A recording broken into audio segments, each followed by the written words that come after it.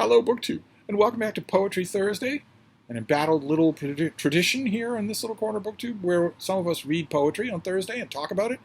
Some people just read poetry. I mostly just talk about it. So I'll read you a poem and talk about it. We have a lot to talk about today because I'm working my way through this anthology, 20th Century American Poetry, which I have often used. It's the title of this anthology, but I've often used it as an insult, just a general grouping insult. Because for 70 years I've been saying that the 20th century is where poetry as a popular genre of reading went to die. And there were spades, there were instruments of death, vials of poison or guns or nooses in the library that killed it as a genre. And today we are running smack dab into one of those instruments of death, something called free verse. It's had whole literary criticism libraries written about it, whole treatises about its workings and its justifications, but those are lies. It is a farce. It is an empty category. It is the portmanteau term that you use if you want to do poetry without doing poetry. If you don't want to bother learning your craft, just call it free verse. Slap anything on the page and call it free verse. I know that it's tilting at windmills here. Free verse as a term is in every literary term dictionary in the world, but nevertheless, it's a farce. The emperor has no clothes. Free verse is where you just write stuff, and you don't have to worry about scansion or rhythm or rhyme or anything like that. You just write stuff, and when you're done, you call it poetry. And we are getting today to a major figure in American poetry, one of the big names, someone you couldn't leave out of an anthology with this title, who specialized in free verse, built his entire gigantic, lucrative career on it, became a literary figure because of this. And that figure is Carl Sandburg, who you would remember on my channel mostly for prose. I have talked about his biography of Abraham Lincoln, which I consider to be really, really good. I've talked a little bit less about some of his other prose works, but never his poetry. Today we're going to deal with his poetry. Today we're going to read a couple of his poems. And see what we make of them, despite the fact that they are free verse. So literally, as the saying goes, my kid could do that. So the only thing that's going to elevate these things, since Carl Sandburg decided, well, I don't want to follow any of the forms that have existed for centuries or millennia, since he decided that, the only thing that's going to distinguish any of these things is going to be the verbiage, which we've seen before on Poetry Thursday. It's not an illegitimate thing. There can be such a thing as poetic language, even if it's happening in a gigantic blob of unvariegated prose that isn't actually poetry. You can still have poetic prose in there. So, of course, since we're dealing with Carl Sandburg, I'm going to read you two poems of his. And since we're dealing with Carl Sandburg, of course, we're going to read his poem, Chicago, since it became sort of his signature piece. I'm sure that you're already familiar with it, but it goes like this. The poem is simply called Chicago. Hog butcher for the world, tool maker, stacker of wheat, player with railroads and the nation's freight handler, stormy, husky, brawling, city of the big shoulders. That line ends with a full colon, and then we move on to longer lines. They tell me you are wicked, and I believe them, for I've seen your painted women under the gas lamps luring the farm boys. And they tell me you are crooked, and I answer, yes, it is true. I have seen gunmen kill and go free to kill again. And they tell me you are brutal, and my reply is, on the faces of the women and the children I have seen the marks of wanton hunger. And having answered so, I turn once more to those who sneer at this my city, and I give them back the sneer, and I say to them, come and show me another city with lifted head, singing so proud to be alive, and coarse, and strong, and cunning. Flinging magnetic curses amid the toil of piling job on job, here is a tall, bold slugger set vivid against the little, soft cities.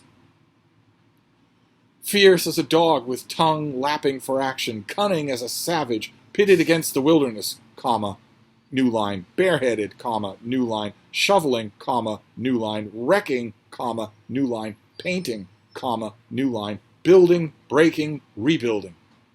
Under the smoke, dust all over his mouth, laughing with white teeth, under the terrible burden of destiny, laughing as a young man laughs, laughing as an ignorant fighter laughs who has never lost a battle, bragging and laughing that under his wrist is the pulse and under his ribs the heart of the people, laughing the stormy, husky, brawling laughter of youth, half naked, sweating, proud to be hog butcher, tool maker, stacker of wheat, player with railroads and freight handler to the nation.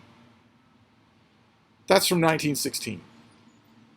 And I don't know, I've read this poem a million times, I've assigned it a million times.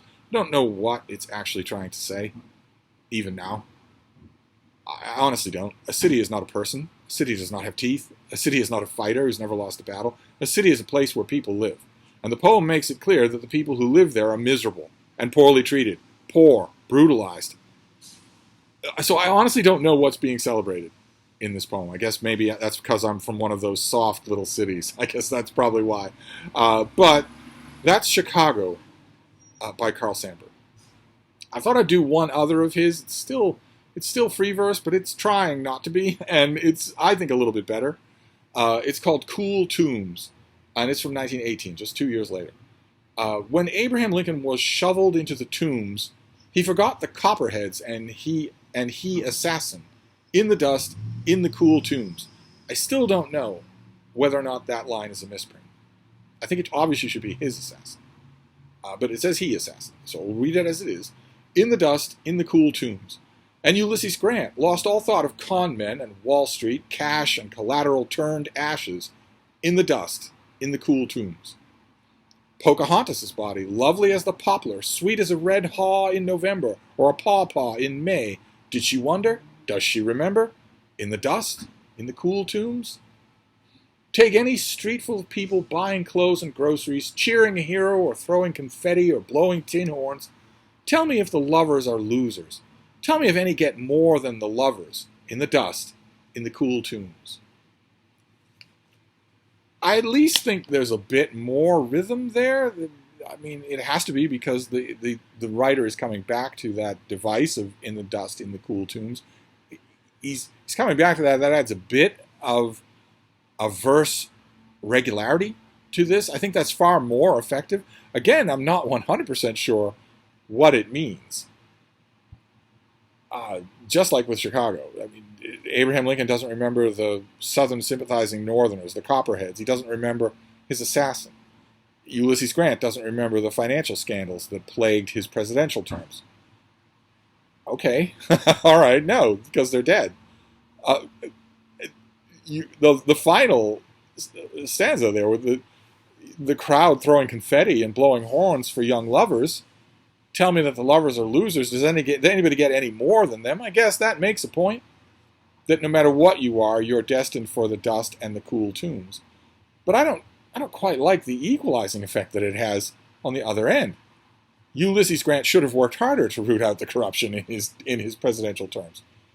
President Lincoln obviously cared about his assassin. If he'd known the assassin was there, he would have done everything he could. He wouldn't have said, well, John Wilkes Booth, come right ahead, because, I'm going to end up in the dust, in the cool tombs. We all are. He wouldn't have said that. Nobody would have said that. Nobody ever says that. So maybe Carl Sandburg and I just don't get along in verse. But he's a huge figure. This anthology includes a whole bunch of his work. But we're only going to read those two things, and then we're going to move on. We're not going to get away from free verse, though. That's not going to happen. And the free verse is just going to get worse. Occasionally we're going to see it done well. I don't believe that Sandburg does it well. Occasionally we'll see it done well, but even there, the question hangs over it. What does that mean? How do you do something well if the something can be anything? If it's completely formless, then what difference does it make? Who could say whether or not you're doing it well? I guess, like I said, one of the yardsticks you could use would be poetic language, which you can use in prose. Carl Sandburg uses poetic language all throughout his biography of Abraham Lincoln. You can use that in prose. I guess that is something. I guess we can say that's something. There's certainly a lot of poetic prose in both those pieces. But this is, you're hearing a but in my language because I think we're getting closer. Those are from the teens. Those are from World War I. But I think we're getting closer and closer to the point where I'm going to be fighting with this book nonstop.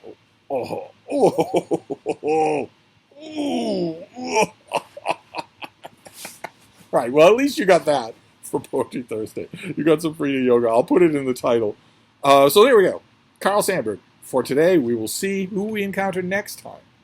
It will be one of his compatriots. It will be someone he knew personally. It will be someone who was also going to foist a lot of free verse on us. But we'll see what we make of it next time.